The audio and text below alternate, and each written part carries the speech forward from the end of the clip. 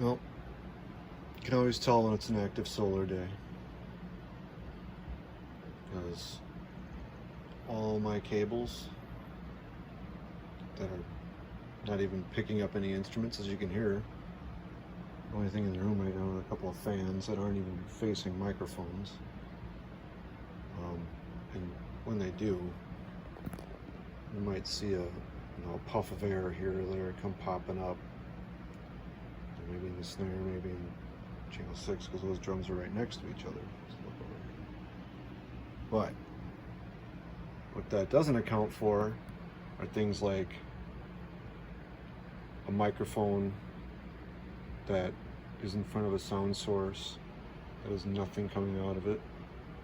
It's just pop, pop, pop, pop, inducing a signal repeatedly. The same thing was happening with my DI. And I noticed that it happens more with cables that tend to be wound up.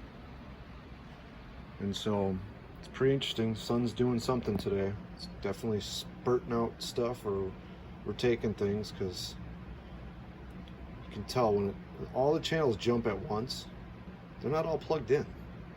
So something's hitting all the preamps, and that would be an induced signal from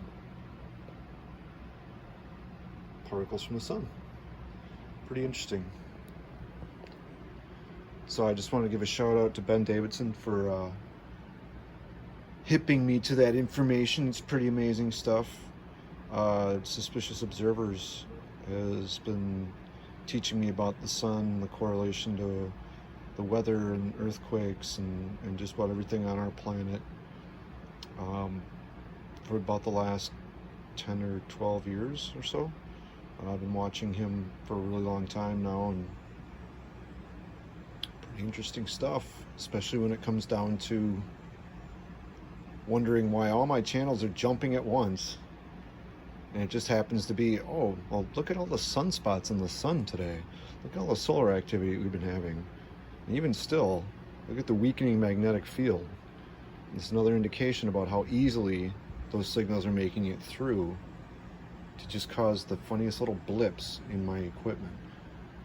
This is just a mixing board. Imagine what's happening to servers. Imagine what's happening to telephone calls. Imagine what's happening to satellites out in space with no protection, or places closer to the pole where the protons are typically focused.